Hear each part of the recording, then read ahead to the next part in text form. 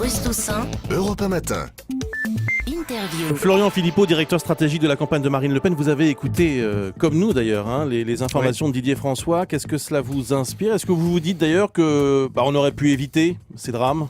C'est assez inquiétant parce que j'ai l'impression que ce Mohamed Merah, il y en a potentiellement pas mal, puisqu'il est le symbole de l'hybridation entre une forme d'islamisme et puis une voyoucratie, tout ce qu'il y a de plus classique, et qui, en France, il faut le dire, trouve face à elle toujours une certaine dose de laxisme. Parce que tout de même, avoir été condamné 15 fois, ne pas être davantage surveillé par les services de renseignement. Il a fait de la prison, il a fait presque 2 ans de prison. D'accord, mais il faut vraiment être en France pour être condamné 15 fois et rester quand même dans un état de laxisme aussi prononcé. La première fois, vous savez, ce qui a marqué son parcours judiciaire, c'est en 2004. Il a 16 ans, il caillasse un bus municipal. Il écope d'une simple admonestation. Là, tout est dit, il n'a même pas de condamnation. On voit bien qu'il y a un laxisme qui s'est développé dans notre pays, une culture de gauche qui a déteint d'ailleurs sur la droite du laxisme.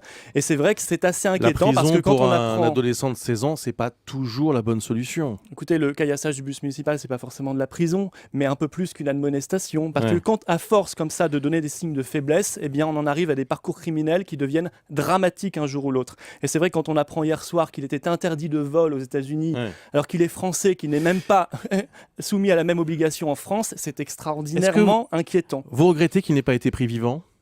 Oui, bien sûr, parce que ça aurait été mieux pour l'enquête et ça aurait été mieux aussi pour les familles des victimes. Vous auriez aimé qu'il soit jugé ? Bien sûr, c'est toujours préférable qu'on soit jugé. Condamné à quoi ? Condamné à ce que permet aujourd'hui le code pénal.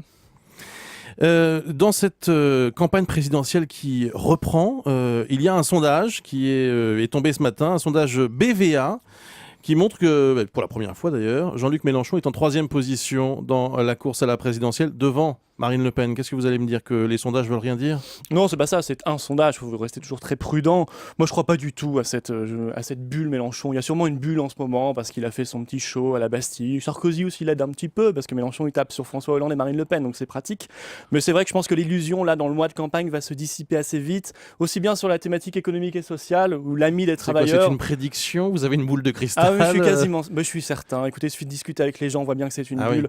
Oui. Sur les thématiques économiques et sociales, l'ami des travailleurs, il va falloir qu'il nous explique pourquoi il a voté oui à Maastricht. Qu'est-ce qu'il faisait dans le gouvernement Jospin, lui, le vieux sénateur, le ministre socialiste. Il a surtout voté non en 2005 au référendum européen. Mais oui, mais il a voté oui avec une ardeur incroyable à Maastricht. Déjà, le Front National et Marine Le Pen disaient non. C'était il y a 20 ans. Oui, mais qu'est-ce qu'il faisait en 2000 au gouvernement Jospin a tout privatisé. Ouais. Puis vous savez, Laurence Parisot ne s'y trompe pas, la patronne du MEDEF. C'est Marine Le Pen qu'elle attaque, pas Jean-Luc Mélenchon. On a surtout le sentiment que Nicolas Sarkozy est en train de réussir, comme en 2007, son opération de siphonnage des voix du Front National.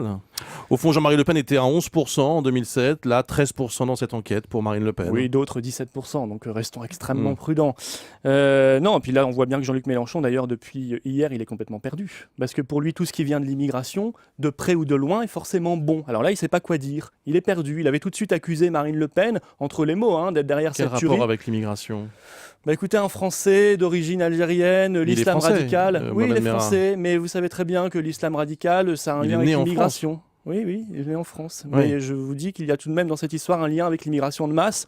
Et si on refuse, si on se voile la face et qu'on ne veut pas le voir, alors je crois qu'on n'a rien vu non plus dans cette histoire. Qu'est-ce que vous allez faire pour relancer la campagne de Marine Le Pen ? Mais la campagne de Marine Le Pen, elle est totalement relancée depuis que nous avons les signatures, c'est-à-dire il y a seulement une semaine. Et c'est ça aussi qui explique nos difficultés, c'est que ça a créé un trouble pendant plusieurs semaines dans notre électorat, cette histoire pénible des signatures. Mais aujourd'hui, c'est complètement relancé. Entretenu par vous ? Non, pas entretenu par nous, on était obligés d'en parler. Semé le trouble on était obligés d'en parler, sinon on ne les avait pas. Et voilà.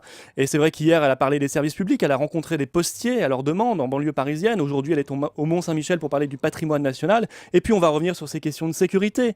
Parce qu'on voit bien qu'on a laissé à la dérive des centaines de zones de non-droit, des centaines de banlieues. Et que Nicolas Sarkozy, il avait beaucoup promis en 2007, mais qu'il s'est surtout soumis à une culture de l'excuse du criminel, à une culture du laxisme qui vient de la gauche, c'est évident. Pourquoi avez-vous décidé de reculer sur la question de la sortie de l'euro ? C'était la proposition phare de Marine Le Pen ces derniers mois, et maintenant on apprend que ce serait via un référendum. Non, je crois que c'est l'AFP qui a voulu faire un coup, mais qui en fait n'a rien compris à notre programme.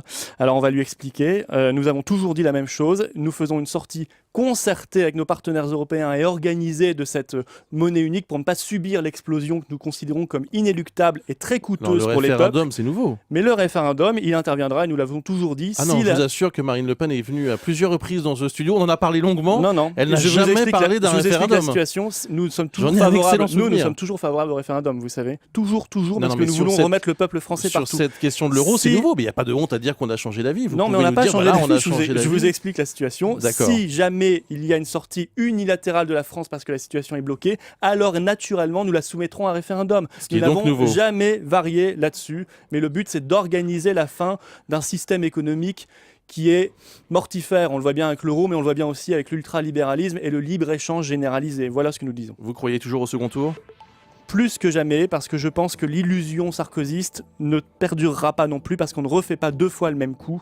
Et les Français, là notamment, vont juger le bilan très sévèrement de Nicolas Sarkozy. Merci Florian Philippot, directeur stratégique de la campagne de Marine Le Pen, qui était notre invité ce matin sur Europe 1.